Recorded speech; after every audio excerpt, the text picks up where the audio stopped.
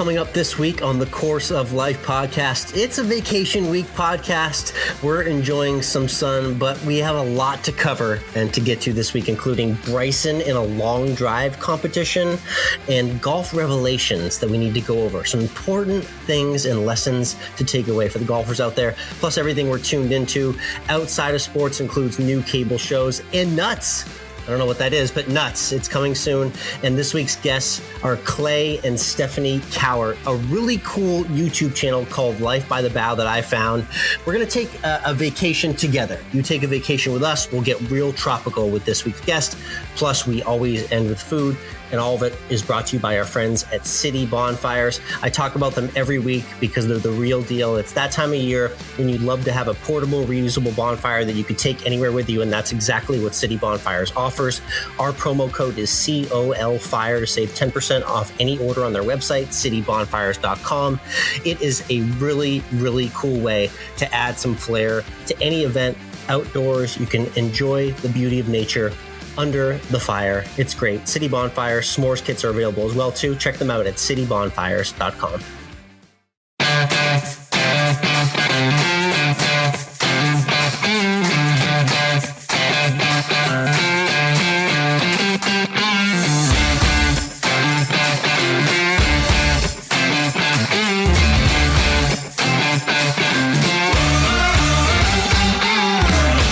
Interwebs, and welcome to Course of Life, part of the Morning Read podcast network. We are proud to be presented by our friends at Desert Fox Golf and Toasty Snacks. I'm Michael, he's Alex. And Alex, happy couple days before our normal record time as we dive into everything that is going to happen this week. Let's talk about Bryson. Let's just talk about Bryson. We love talking about Bryson. Let's talk about long driving. We know he's moving on. We know he's hitting bombs. Do we think he's going to do better than past guests Wes Patterson and Josh Koch, though? That's the interesting question. This was an interesting headline when we first read about this a few weeks ago, saying, wait a second, Bryson just announced he's going to participate in a long drive competition.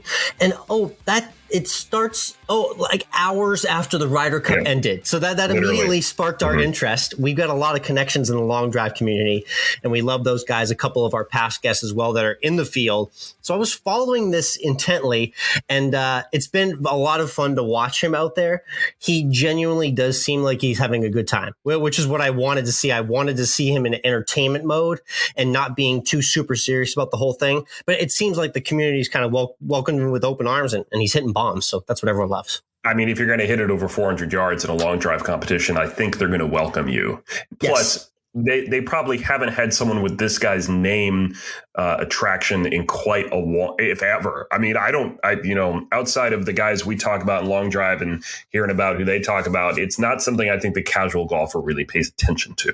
Yeah, and you know what? Slight missed opportunity from Golf Channel. They get a lot of these long drive events on, but they didn't have this one on live this past week.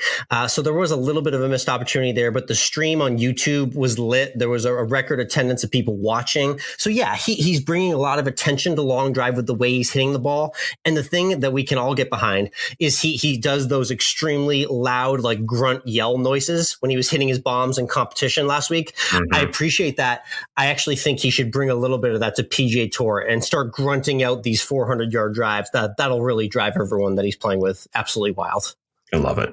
I love it. But yeah, good to see Bryson repping long drive. And I just thought that should be noted because this is a guy that we like to give a lot of flack to, but he had a great run Ryder Cup week at Whistling Straits, won a lot of people over with his bombs, and he's extending that this week and bringing it to a whole new audience of eyeballs. I don't know how regularly he's going to be doing this, but it was nice to see him hit with the long drivers. It is indeed. Let's talk about some revelations in golf that I know you had recently, Alex.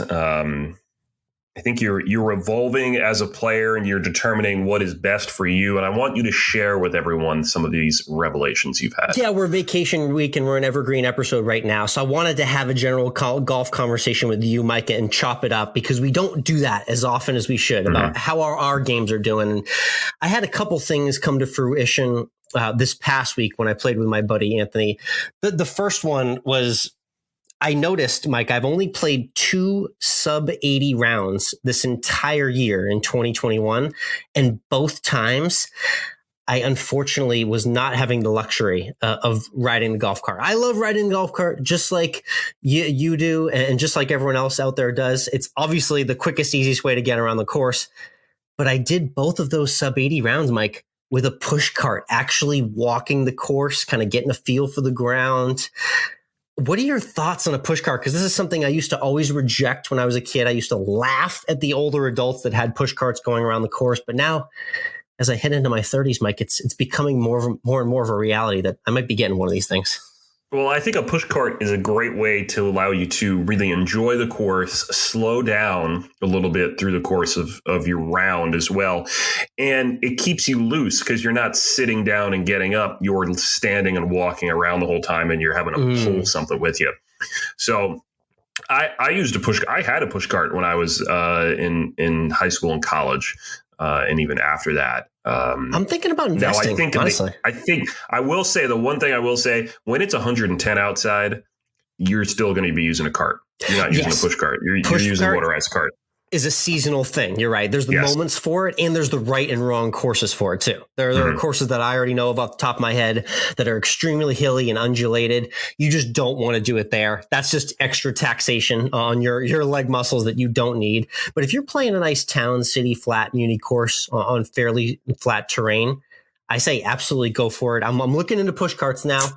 If there's someone else out there who wants to send me a suggestion, I'm at Twitter at Course of Life 1. You're at MWRINC. I'm curious to see what people use out there. But you're right. It was nice to kind of walk the course, collect yourself. And when you hop off that cart, you're just, you don't feel quite as fresh as you do when you're walking the fairways. So that was revelation number 1 for me. Revelation number 2, which I know you can appreciate because you're a guy that you have a threshold within your grasp. We've talked about you breaking 100 and doing it with more regularity on the golf course. My friend Anthony had been struggling to break 80, and he finally did it this past week with me. Shout out to Anthony for shooting a 78. But the thing I noticed that Anthony did really well, which he'd had a problem doing for a while, is just keeping the eyes off the scorecard, Mike, going hole by hole and playing it shot by shot and focusing on what's right in front of you instead of always doing the math every hole, every 3 holes, and knowing exactly where you stand and what you need and what you can't do. He stayed away from that, and he ended up having the best round of his life. So that was a telling revelation number 2 that I learned today. I think personally, I struggle with trying to let the card go away because I like to be able to record it to see at the end of the round where I'm at. Yeah. I think the only time I'm really sitting there and going like, I need this to hit this number is kind of those last like 2-3 holes where I'm looking at it. And the one time I broke 90 when I shot 89, I was paying attention to the card. That's impressive. That's impressive that you were paying attention for a career round like that too. So, and that was even, I remember being on the last hole and going like, okay, I need to hit this so that I break it. So that's max pressure you're applying. And Anthony used to do that. And I'd seen him have lots of putts for 79 and whatnot and come close because he knew exactly what he had to do. But this time he was just freewheeling it for the entire 18 and he didn't even realize he broke 80 until he was in the parking lot. So lesson for everyone out there that if you're working on that career round and you're trying to get to that next threshold, just focus on what's in front of you because you can only hit one shot at a time. The scorecard will be there at the beginning, the middle, and the end of the round. So do it at your own discretion. Couple of things I learned from this past week's play. You can always follow all of our golf content and YouTube vlogs of my rounds as well. Check us out at Course of Life Podcast on YouTube for more great golf content as well. That's right. So as we've been saying, it's a vacation week. We're actually both, for different reasons, going to be in Southwest Florida. Paradise. Love it. Yep. Great weather down there. More paradise for you, I think. I think you're in Marco Island. That's a little bit more of a paradise than, Naples. Yeah, you got a little bit more of a business trip than I do. But one thing that is for sure that's going to happen, might be both of us, could just be me and some friends and family. But we're definitely going to be paying a visit to Popstroke. Mike, you remember a few months ago, we had Wes Abbott on from Popstroke in Fort Myers. This is an exciting little business idea that has come along in the last decade or so. It's kind of the Top Golf theme where there's a restaurant and a bar attached, but this is elevated mini golf. And these mini golf courses are designed by Tiger Woods and TGR Design. So definitely something worth checking out. I'm hoping to do a live broadcast there, check out some food, the drinks, and play at least one, if not both of the courses to give you a little bit more content from Popstroke. So definitely check out that past interview as well too. As indeed. I'm don't know if I'll be there or not, but either way, I think it's going to be really exciting to see.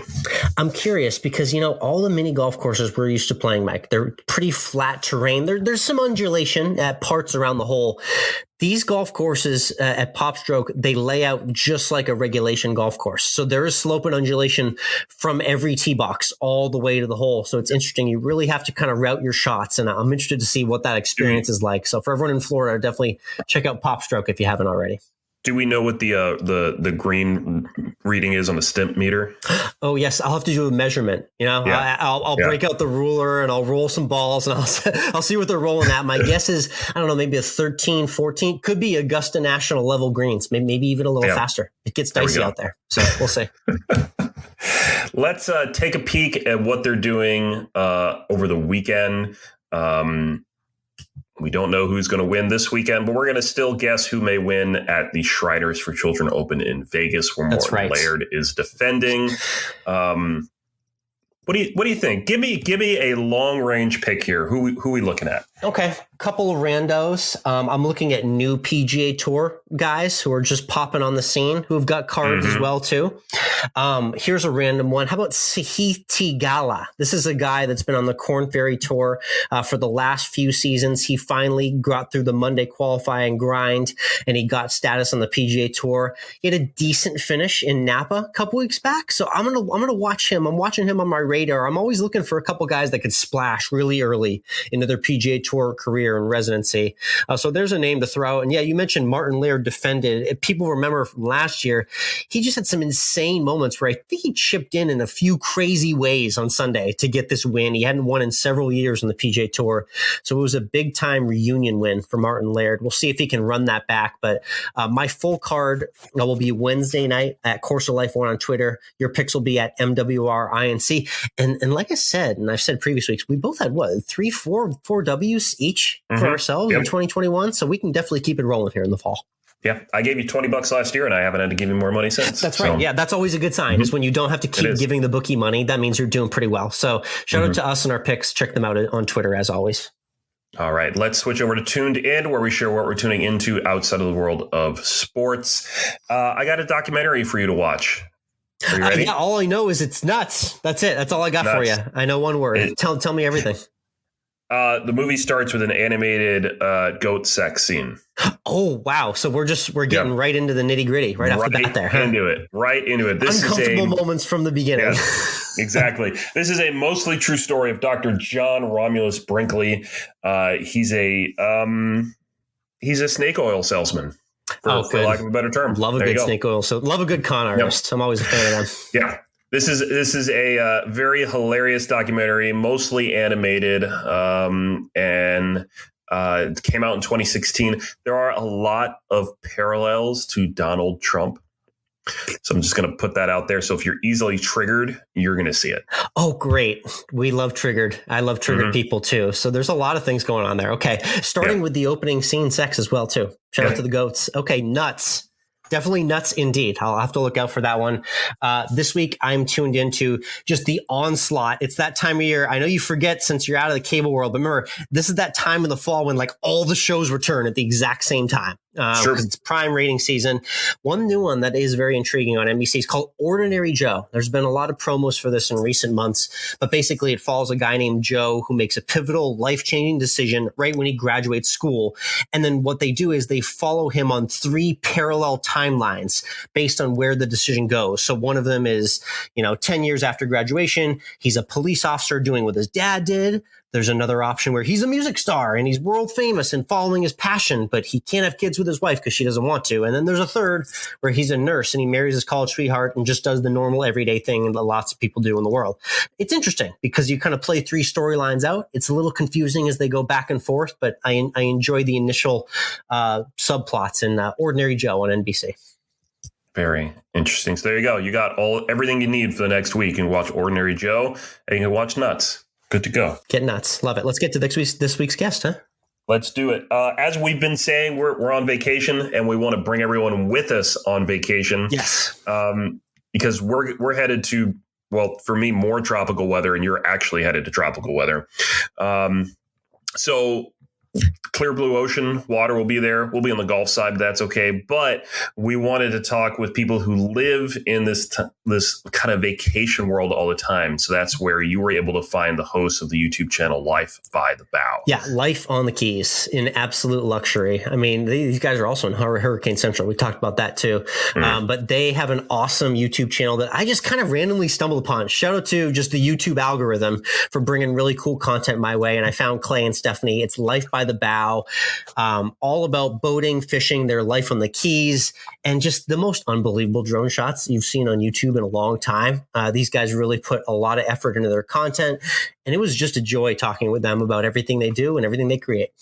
That's right. So Clay and Stephanie Cowart from Life by the Bow, we'll have them up in just a moment. But first, as always, want to let you know this interview is brought to you by Desert Fox Golf, our friends of the show and the makers of the Phone Caddy. The Phone Caddy lets you strap your phone right onto the side of your golf cart, so it's easy to view and use all day long.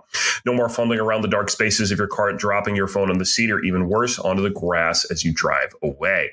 The Phone Caddy keeps you locked in safely so you can stay locked into your round. It'll be the talk of your foursome, and Alex, it's a fantastic holiday gift idea. You're saying that already. I mean, I think I'm checking the... It's October. It's October. Oh my. It's October. Okay. All right. It's time. Months away. I like that. Okay. All right. It's shopping season. Listen up. Desert Fox. Listen up. Time to go. Avoid the rush. Go online and save 10% off a Phone Caddy. That's how generous we are to you, our listeners, that we can save you money. Promo code is Course of Life.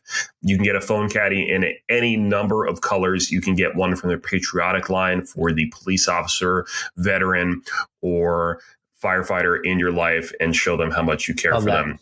So head on over to the website desertfoxgolf.com, get your Phone Caddy, and use the promo code Course of Life to save 10%. Again, that's promo code Course of Life at desertfoxgolf.com.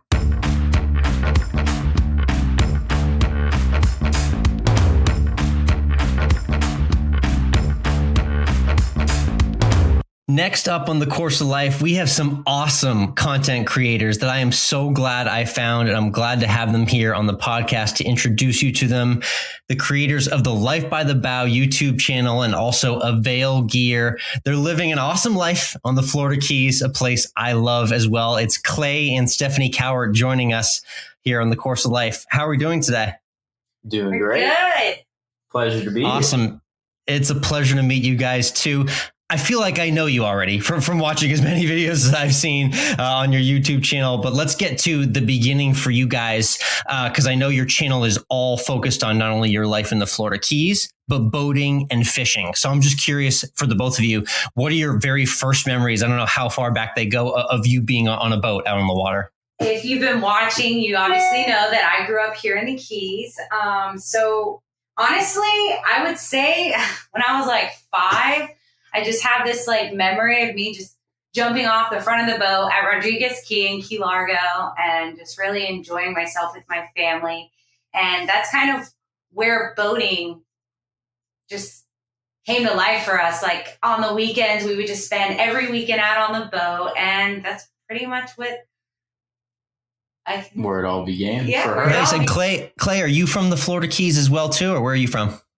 So I didn't grow up down here, but I did. So I grew up in Homestead, Florida, which is probably about an hour north of the Keys. However, my family, we've always had a vacation house down here. So we would always come down here on the weekends. So that's where I say, I mean, I didn't necessarily grow up down here, but I spent a lot of time down here as a kid. And obviously now Stephanie and I both live down here full time. She imported me, as I like to say. Yeah. Nice. Well done, Stephanie. It's a great location indeed. I've spent a lot of time in Southwest Florida myself, and we've made the drive down through the Keys as well too. It is an absolutely beautiful spot. So I want to get to the creation of the channel as well too. Maybe even before it started as well too. I know it was an interesting time in our life and everyone's life a little over a year and a half ago, and kind of everyone's world got turned upside down. And I know for you guys, it was kind of an interesting scenario where you live. There were kind of some issues with food and food shortages. Talk to me about that time and kind of what that moment meant in terms of how maybe it helped you accidentally kind of create the channel and the videos that we now love and watch. For sure. Yeah. I mean, Life by the Bow actually started, I would say, probably about a year and a half before the pandemic, but it wasn't called Life by the Bow. It was something entirely different.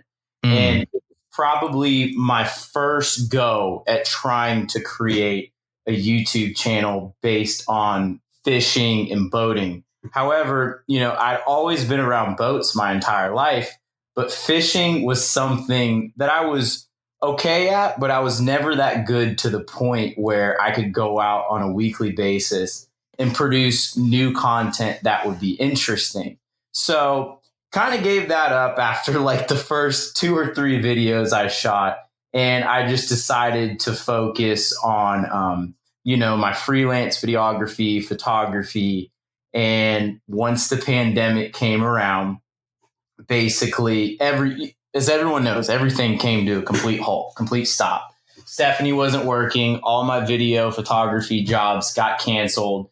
So like you're saying, there was some shortages at the grocery store because, here in the Keys, they have to bring everything down to us. So, right. People from Miami were coming down and buying all of our groceries because they didn't have any groceries in Miami. So Stephanie and I were like, let's just go out fishing and let's see if we can catch something for dinner. And, like I'd said, I had tried doing these videos in the past, and Stephanie saw a great opportunity to just pick up my iPhone and just film what was going on. And it was so pure. We had such a good time doing it. I was like, you know what? Let's just put a video together. I edited together everything that she had mostly shot through the day. And we posted it up on YouTube, and we were just surprised how many views we had got initially and how the subscriber count grew after just the first video we posted. And that's kind of just how it came about. We made that first video. And since 2 years ago, a year and a half we've been doing this, or 2 years now, Stephanie? Like a year and a half, yeah. So it was so we haven't not made a video on a weekly basis since then. And we've constantly been pushing, just learning new fishing, new techniques to just always try to produce new content. But that's really how it all started. Yeah, so you'd had the idea and then you really had to pick it up and go full drive with it. I'm curious, you guys must have just started buying all sorts of equipment left and right to take this beyond the iPhone videos that we were originally seeing. What was that kind of like? What was that trial and error experiment like as the content was getting better and better and better? It's gotten to an amazing level right now, but what was that experience like, kind of learning everything on the fly as you've grown the channel? Well, okay, so for me, there wasn't really much of a learning curve because previously I had worked in the fishing industry. So I've been around fishing shows and I've been around outdoor shows. So it was kind of second nature for me. However, on the other hand, there was a lot of learning that Stephanie had to do. So like I had always gone fishing and just kind of took a backseat basically to everyone who would fish, and I would just join in and fish. So I had to learn how to fish myself, like really learn how to tie knots, do everything myself. And then also like be behind a camera. For me, it was just like, not second nature. I was super shy in front of the camera, and really learning how to be myself was my biggest issue. And it still is. Like I still find myself getting nervous. And as the channel continues to grow, I kind of have that in the back of my head. Like, wow, all these people are watching me. And like, it gets a little, nerve wracking and just a little overwhelming at times. And then you add fishing, and that's kind of where I'm just like, I forget about the camera. Cause like, that's what I enjoy doing with Clay. So. Wow, the nervousness does not shine through at all, definitely, for anyone who has or hasn't seen the videos yet, because you guys do really offer really just a naturally exciting energy that makes you want to watch even further. So I appreciate that about the videos as well, too. One thing that's really neat that you guys tie into the videos as well, I want to get into the background on Avail gear. I see you guys sporting the gear in the videos. It obviously ties in with your lifestyle. Explain kind of how that brand came seem to be. And I know you guys are always working through issues and creating that business and getting it out to as many people as possible. Where does everything stand right now with the gear business?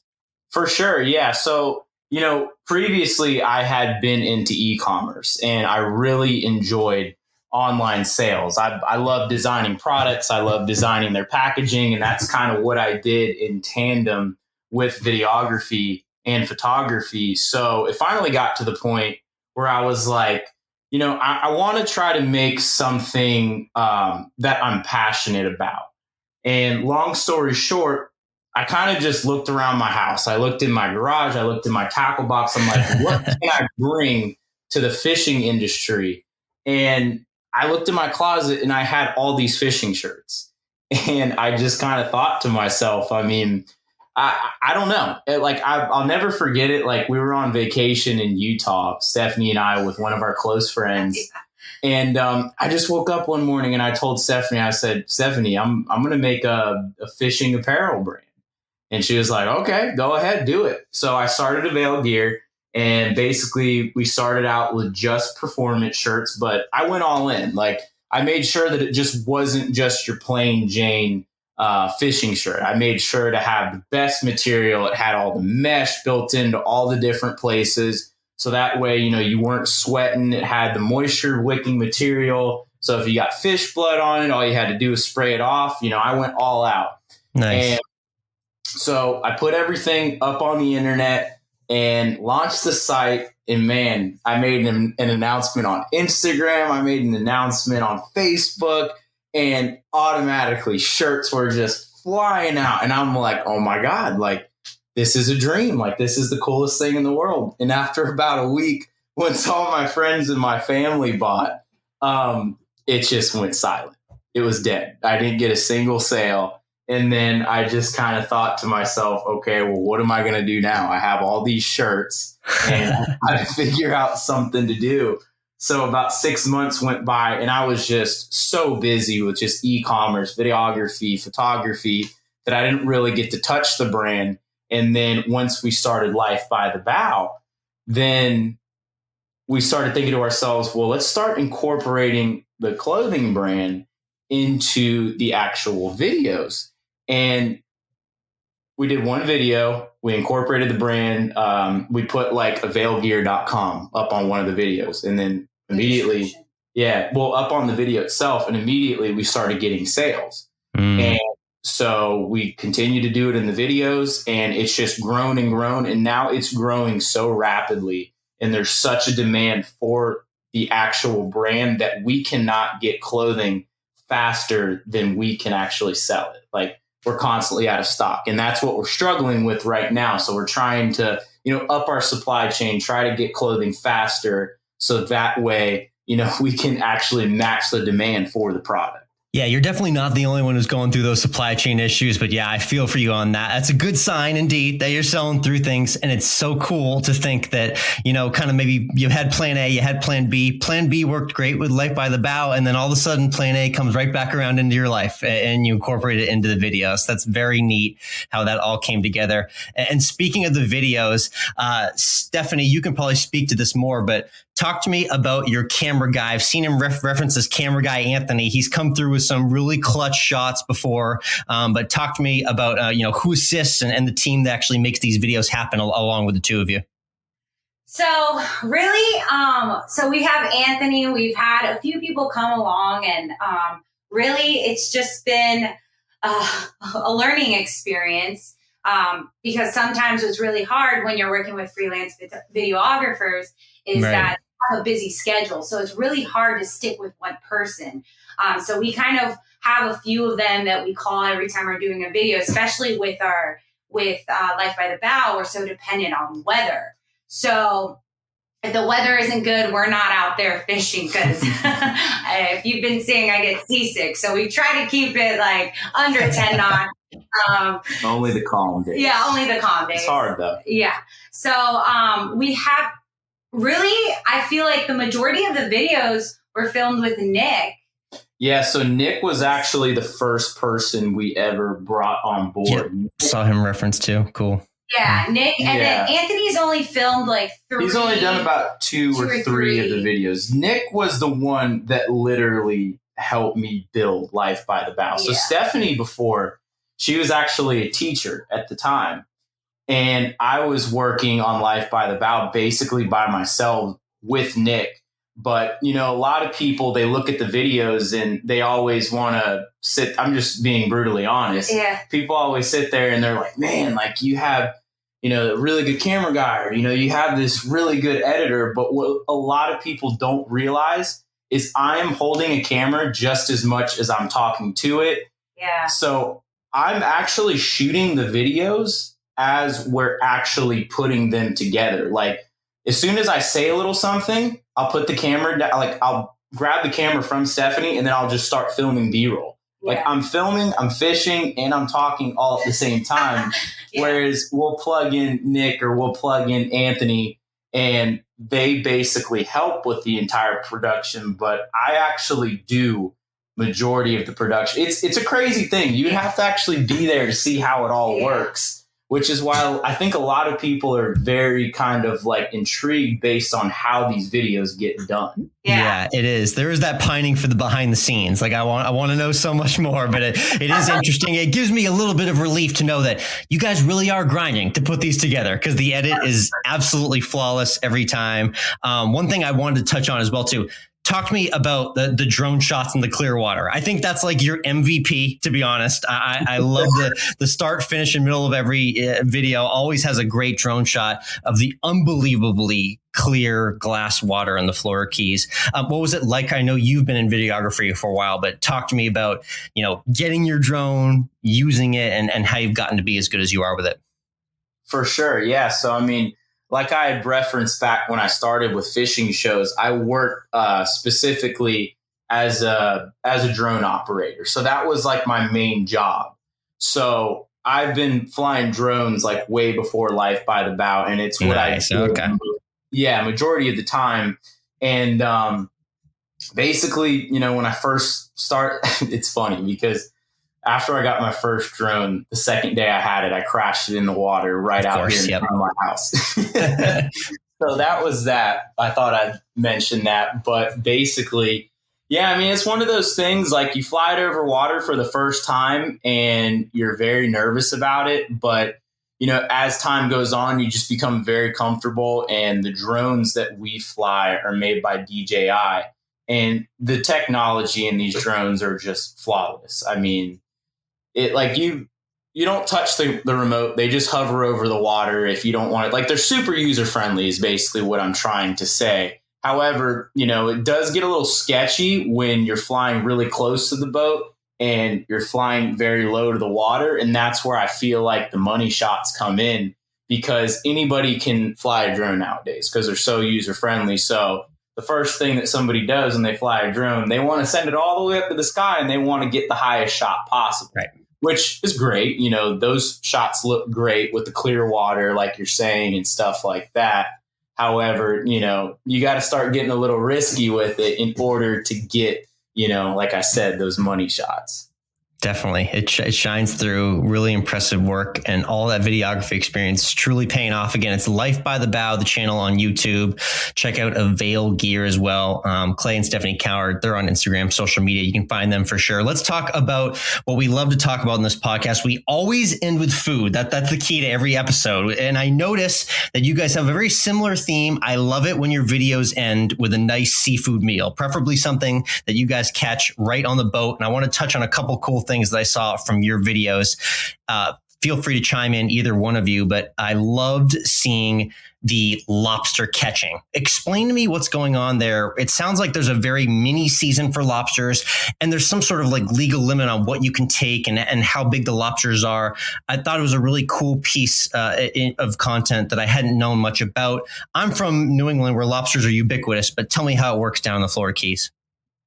So basically, we have a mini season that allows for like recreational fishermen to go out and fish for lobster before like all the big commercial fishermen come out and just like start fishing for them. Where they put out their traps. Exactly, where they put out their traps. So that 2-day period is like our time to shine. Yeah, pretty much our time to shine. There's a measuring device that you're going to use in order to make sure that they're legal. And it's really fun if you've never done it. I really enjoy it. You just got to learn how to hold your breath. That was one of the hardships I would say I had to go through. And then, so we ended up cooking it at the end. And that's kind of what our channel, like we really enjoy doing, is we like to go out, fish for the whatever we're fishing for, bring it back in and just end with a meal and just talk about, reflect on the day we had. And what's kind of funny about the cooking segments is I actually started cooking probably like 6 months before we started doing Life by the Bow. But yeah, right? So like everyone always asks me, oh, when are you going to do a cookbook? And I'm like, well, honestly, I just like started learning how to cook. And when the pandemic hit, I mean, everything was shut down. So it's like, wow, I got to learn how to cook right now. And so over time, I've just gotten better at cooking with, I find recipes online and I just see the ones with a bunch of reviews or some without. And I try it out for us. And we kind of tell the audience like what we think of the meal. And that's basically pretty much everything on it. Love that. The secret's out. Stephanie's a newbie, but she's using the internet and her resources valuably, just like everyone at home can too. You guys can get it done.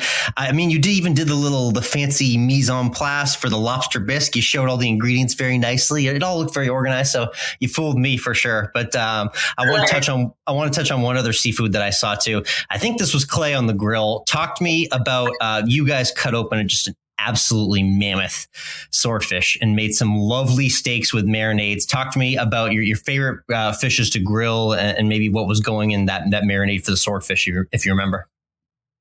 I did the marinade. Yeah. So it was, I couldn't tell you everything, but I know we have. I think I kind of remember. It was I had garlic in it, had vinegar, soy sauce. What else did I have in it? I couldn't tell you every single thing, but I do have it in the description below the video. Cool. Yeah, but then Clay grilled it out, and I loved it because I kind of took a backseat on cooking. But I guess I'll let you talk about the grilling experience. Yeah, I mean, to be 100% honest, I didn't really start grilling until about a month ago. Yeah. Just because, I mean, I don't know. Stephanie's always cooked, and long story short, I mean, it's all part about getting better and just learning new things. I mean, we're just trying to switch it up, have her cooking, have me grilling, have me fishing. Like we're just trying to play as many parts as possible in the videos just to, just always make it different, always switch it up. But what's just funny is like, sometimes we'll throw things together that just are terrible. Yeah. Just I mean, we're pretty like honest with our viewers. Like if we don't like it. But I will say that swordfish was really, really good. That was probably my favorite. There's like 3 recipes that I can think of that come to mind with this entire YouTube channel that I really enjoyed. And swordfish is probably the top one. It was delicious. Clay and I would say we're pretty picky when it comes to eating fish. Very picky. And the thing about swordfish, it doesn't have a fishy taste whatsoever. It almost tastes like, I would say like an in-between. Like a chicken and a steak. Yeah, like a chicken, an in-between like a chicken and a steak. It's ridiculously good. My mouth's watering over here. I was salivating just looking at them. They were steaks indeed. Those were swordfish steaks, not fillets by any stretch of the imagination. That was really cool to see. Yeah, keep up the food, keep up the cooking to end those videos. I absolutely love seeing that. I know our audience does too. It's Clay and Stephanie Cowart with Life by the Bow on YouTube. Let's get to just a few quick shot questions before we wrap up here. Status update on how everything is this season for you guys. I know hurricane season can bring all sorts of unpredictable weather. I know you guys had a storm in the past year that you documented that had some damage to the bottom part of your home. But how is everything with the place? How's this season been for you guys? Everything has been fantastic. I mean, knock on wood, we've spared, a couple hurricanes this year. Yeah. Last year we were able to bounce back pretty quick from that storm. A lot of people don't realize is like the first floor of our house isn't a livable space. So when we do get a storm, we just open everything up and the water just flows right through. And then, there's a little bit of cleanup day or two after just to clear out the rocks and the sand and all that stuff. But other than that, everything's good. But can't complain there. Nice. Next question I had for you guys is maybe a place where you want to boat or fish where you haven't been yet. I know you guys have spent a ton of time up and down the Florida coast, but where's maybe a unique venue that you've either seen or never even been to that you'd love to boat or fish in? That's a tough one. I mean, we've been talking about doing some places in South America. But there's definitely a lot of places in the Bahamas that we still haven't been to that we want to go to for sure. I just don't think we're going to be able to do that until next summer. However, so the question that he was asking, Stephanie, places we want to fish that we haven't fished yet. Ooh. Well, I'll say it's not a place I want to fish. It's the fish I want to catch. Oh. So for me, I really want to catch either a blue marlin or a yellowfin tuna, which you can catch them here. But yeah, I want to run to the Bahamas and try to catch a yellowfin tuna. Like I don't know if you saw in one of the videos that Clay went without me and I was super upset. But, not bitter at all, right? Yeah, right? And I was like, man, I wish I could have gone on that trip. We did a yellowfin tuna trip that she couldn't go on. And we only caught one yellowfin. And we drove 200 miles to the Bahamas just to go out there. And we're going to be going again this upcoming year, but we're going to do it a lot. It's a learning experience, So that was one of my favorite videos, indeed. The trip from Florida to the Bahamas. Be sure everyone to check that out, indeed. And yeah, you kind of hinted at it, but future videos upcoming for people who are just now starting to subscribe or looking to subscribe to your channel. Give us a little bit of tease of what might be upcoming in future weeks for Life by the Bow. So we have one that's actually supposed to come out, which probably will be out by now, by the time they hear this podcast. It will, yeah. We're doing one where we go to a prison off the coast of the Florida Keys. It's 80 miles from Key West. If anybody doesn't know what it's called Fort Jefferson, which is really cool. It's a very tropical video, white sand beaches, crystal clear water. And then you have this prison that's just literally out in the middle of nowhere sitting on a sandbar. So that's a video to watch out for. That'll be really cool. Yeah. So we're excited to release that one. And then also we want to do, camping trips just in kind of like tropical destinations. Like I said, upcoming in the next summer, we're going to be doing a lot of Bahamas stuff. But for the most part, I think we want to try to hit South America, try to do, some fishing there. And that's kind of what to look forward to in the channel, and just a whole bunch of Florida Keys content. Love that. It's Life by the Bow, Stephanie and Clay Cowart. So cool to hear what you guys have in store. I absolutely love the videos. I'm looking forward to not only more content on the water, but more cooking content from you both. And thank you so much for joining the Course of Life. Really do appreciate it. Thank you. Thank you.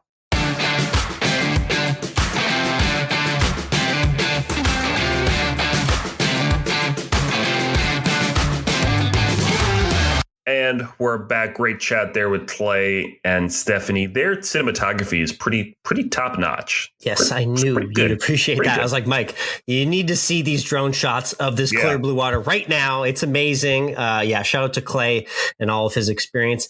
And Stephanie getting good with the camera as well, too. It was funny to hear about them talk about how I was asking them all about these wonderful seafood creations. They're like, actually, that was the first time we did seafood. Actually, it was the first time we made swordfish steaks. Actually, so they're learning on the fly, but it was really neat to follow along in the journey and learn a little bit more about them. What a great team they make. Is indeed. If you like that interview plus everything else that we do here on the podcast, make sure to subscribe, leave us a rating, 5 stars, 10 stars. If you could do 10 stars, that'd be great. That's billion right. 5 stars, 2 devices. That's possible. Yeah, it is. There you go. Just steal everyone's device that you see on the street and hit subscribe for them and give it 5 stars. Appreciate that as always. It's time for us to talk a little bit of sports. We're in an interesting situation because we are evergreen. So I guess there was a game that happened this past Sunday night. Yeah. It happened. So it happened. I'm confident it happened. Let's break it down. We're going to do 2 scenarios here, Alex. Okay. All right. So I'm going to set you up. I'll set you up. Okay. Yeah. Do you want to start up high or down low? Let's just go ahead and just start low because I've been low on this game for months. You know that. So all right. Alex, your Patriots were completely and utterly demolished by Tom Brady. He played offense and defense. He sacked Mac Jones. Wow, that's impressive. I knew he was going to do something crazy, but I did not know he was going to step onto defense. Jeez. Yeah. So how does it feel seeing Tom Brady come back into Foxborough and just make a mockery of Bill Belichick and the entire Patriot institution? Yeah, the whole thing was very bittersweet and surreal, to be honest. It's just like I was kind of holding back tears like at many points of the night watching it all because it didn't seem right. It felt normal to be congratulating him for everything he's done for New England. Obviously, I'm forever thankful for him, but it just seemed so wrong the way he just absolutely carved up the Patriots at every single end of the football field. So for that, I'm upset. I knew I had to get through this game mentally just to move on to the rest of the season. So if there's anything, I'm just glad it's over with. It was ugly, but I'm just glad it's over with so we can just move on and forget about it and just like try and move to the future with Mac Jones. Maybe, I don't know, but not pretty. Okay. All right. So let's flip the script. Let's pretend now that something else happened. So Alex, wow, your Patriots, put up a statement against Tampa Bay, and they actually hurt Tom Brady. He's done. He's going to retire. What do you think? How right was I on this? I told you that we were going to come in and absolutely blow their brains off. It was very apparent that I've been very high on the Patriots, and this is a massive win. It definitely has us questioning a lot of the Bill versus Brady stuff because you got to give a lot more credit to Bill. The game plan was there.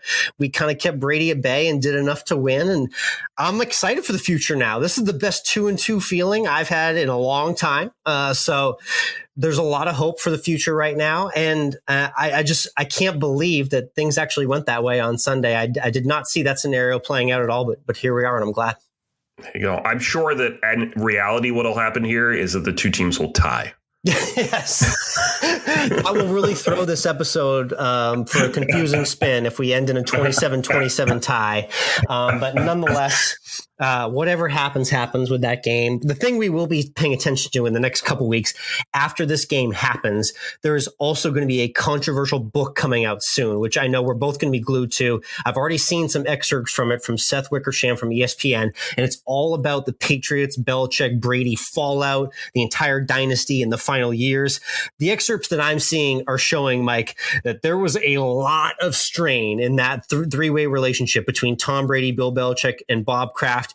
And it wasn't good in like any direction, if you're surprised at all, and not by that. But I'm looking forward to seeing what comes of that book soon.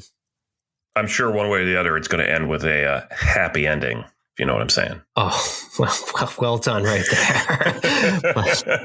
Great work there. Nice job, Mike.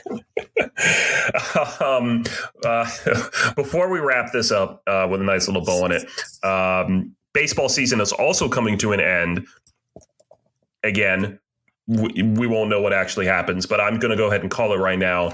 Yankees are top in the wild card. They play, and they're going to play the Red Sox, and they're going to win at Yankee Stadium. All right, I'll hold you to that, and I'll send that out on Twitter to see if the evergreen prediction comes true. I love that. We're going to hashtag AlwaysEndWithFood now, brought to you by our friends at Toasty Snacks, makers of the Toasty Super Bites.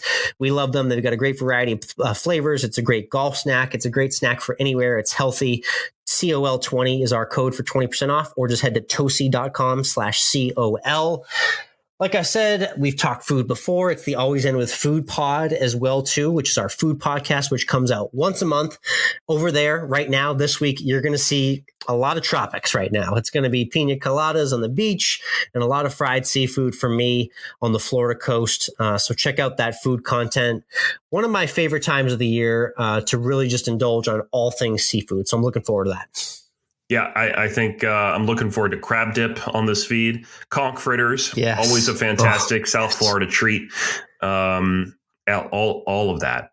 I'm going to do a nice, just big ass, just like shrimp plate. Fried, grilled, everything. Just give me a million shrimp with some French fries and coleslaw.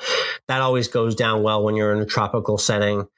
My mind's racing, but there'll be a lot of things covered. So check out Always End With Food Pod on IG for those photos and our monthly food podcast as well. What's up with you food wise? What are you celebrating? Hey, did you know that the day we're recording this is National Coffee Day?